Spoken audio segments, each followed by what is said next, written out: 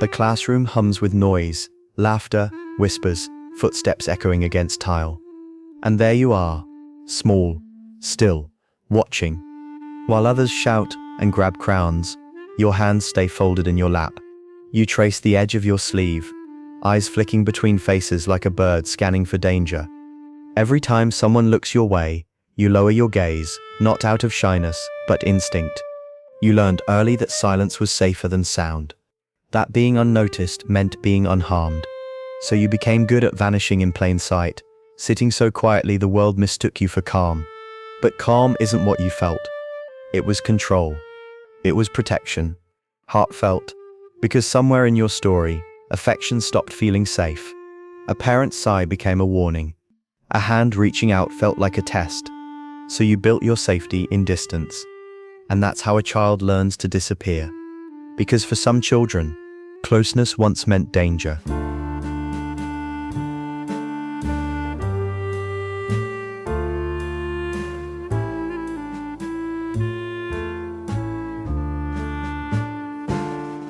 Avoidance doesn't start in adulthood. It starts in the smallest moments. A child shouldn't have to remember. Moments that look ordinary on the outside. A toy dropped, a scraped knee, a quiet cry, but echo differently when no one comes. When John Bowlby and Mary Ainsworth studied attachment, they found something haunting. Children don't stop needing love when it isn't given. They just learn how to survive without showing it. So imagine a little version of you, reaching out, eyes wide, hoping someone will notice. But instead of warmth, you get a sigh, a cold shoulder, a not now. And in that silence, something inside you learns its first rule. Don't need too much. That's where avoidant attachment begins. Not as rebellion, but as protection. You start reading faces like weather patterns, learning when storms are coming, how to stay small enough to avoid them. You perfect the art of pretending you're fine. You become self-sufficient before you even know what that word means. Because every time you reached for comfort, and no one reached back, the lesson deepened. Closeness hurts. Distance keeps you safe. By the time you grow older, independence isn't a strength, it's armor. You take pride in not needing anyone. You smile when you're breaking. You say it's fine when it's not. But beneath that control lives a quieter truth, one too tender to say out loud. You didn't choose distance. Distance chose you.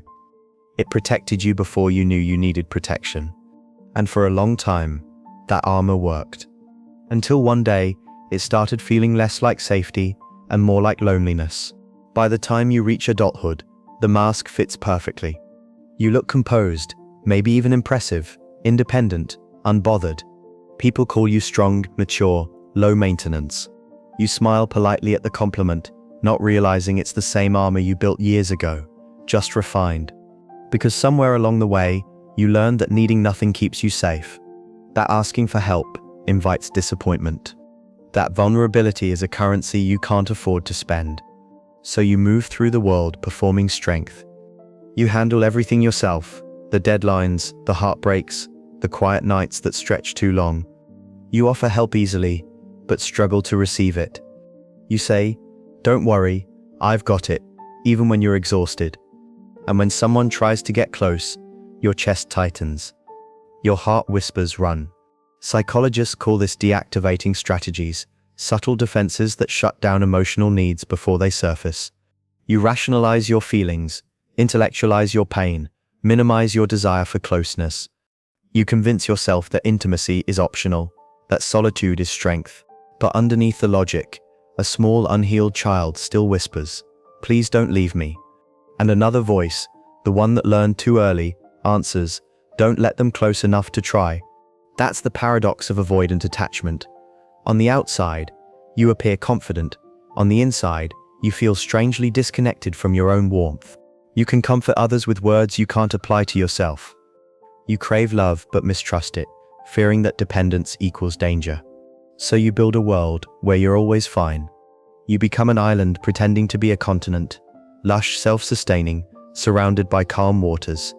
But when night falls and the waves quiet down, the silence feels heavy. Because even islands long for bridges. And deep down, you know, the armor that once kept you safe has become the reason you still feel unseen. The independence that once felt powerful now feels like isolation dressed in pride. You've built a fortress so sturdy that even love can't get through. And yet, you stand at the window of that fortress, looking out at the world, wondering what it would feel like to finally let someone in. Heartfelt, because strength without connection isn't peace, it's exile.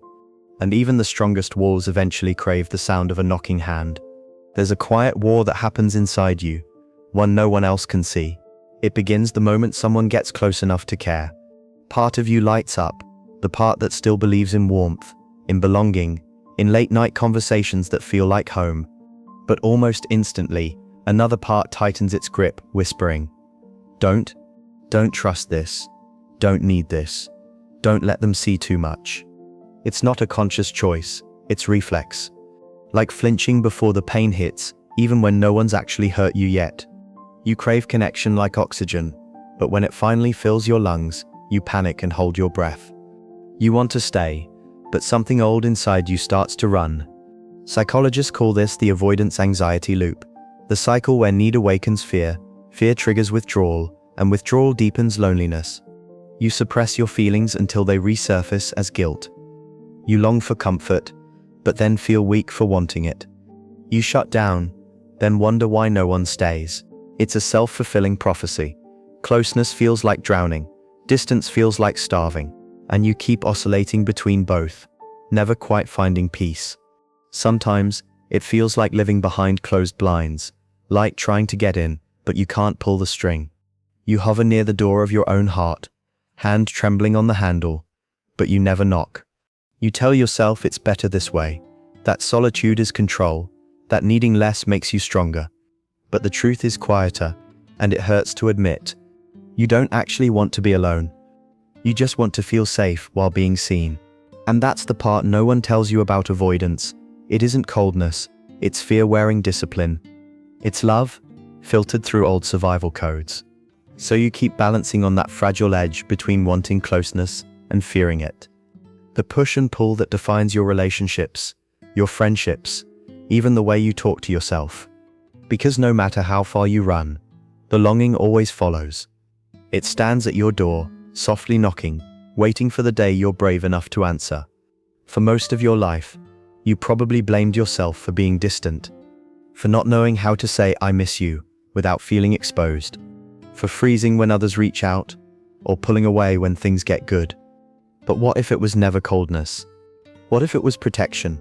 Avoidance isn't a defect, it's an adaptation, a brilliant one actually. When a child grows up in an emotional drought, their nervous system rewrites the rules of love just to survive. They learn that the safest way to be loved is to need nothing at all. So no, you weren't emotionless. You were surviving a landscape that offered no water.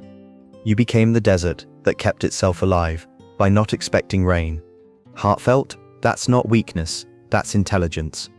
A small, scared genius inside you built a system to keep you safe when no one else did. But here's the truth adulthood offers: safety can be relearned. Psychologists call it earned security, the process of finding new trustworthy bonds that slowly rewire your sense of love. It doesn't happen through force. It happens through consistency, kindness, and gentle repetition. Someone listens without judgment. Someone stays after you show the parts you thought would drive them away. And little by little, your nervous system exhales. Healing begins the moment you stop labeling your defenses as flaws. When you look at your distance and say, "Thank you for protecting me, but I don't need you to guard me forever." Huckel's avoidance isn't the end of connection. It's the beginning of understanding why connection once felt unsafe. And naming that truth with compassion? That's how the wall begins to crack. Not with guilt, but with light. Healing from avoidance doesn't mean forcing yourself into closeness. It means learning to stay when every instinct tells you to leave. When your chest tightens in conversation, stay. When someone looks at you with genuine care and you feel the urge to joke or deflect, stay. When you want to retreat into silence because the moment feels too raw, breathe and stay. That's how healing begins. Not in grand breakthroughs, but in micro moments of presence. Therapists call it expanding your window of tolerance, the emotional space where your body can safely hold both fear and connection at once. At first, it feels like standing in a room that's too bright. Your nervous system flinches. your heart beats faster. But the more you practice staying, the more that brightness starts to feel like warmth. Use tools that anchor you. Mindfulness, breathwork, journaling, honest therapy. Name your feelings as they rise. This is fear, this is shame, this is longing. Because when you name it, you tame it. Hopeful, and when someone safe offers consistency, let them. Healing happens through relationship, through secure bonds that teach your system a new story. Closeness can coexist with safety. You don't have to tear down your walls overnight. You just need to open one window. Let a little air in. Let someone see you without the script, without the mask. Heartfelt, because you've spent years surviving by running. Now it's time to practice living by staying. The first time you don't flee. That's not weakness. That's courage, disguised as stillness. One day, the quiet child finally realizes something profound. Being seen doesn't have to mean being hurt. It can mean being understood. It can mean being met halfway. The same walls that once kept pain out are now learning to let light in. You no longer disappear to feel safe. You stay to feel real. That's what growth looks like. Not loud or perfect, but steady. You've spent a lifetime mastering distance. Now you're learning the art of presence with yourself and with the people who prove safety can last.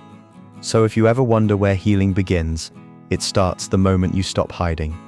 Were you the child who learned to disappear too soon? Because maybe it's time to come back into view. Subscribe. We explore the psychology of healing, one childhood at a time.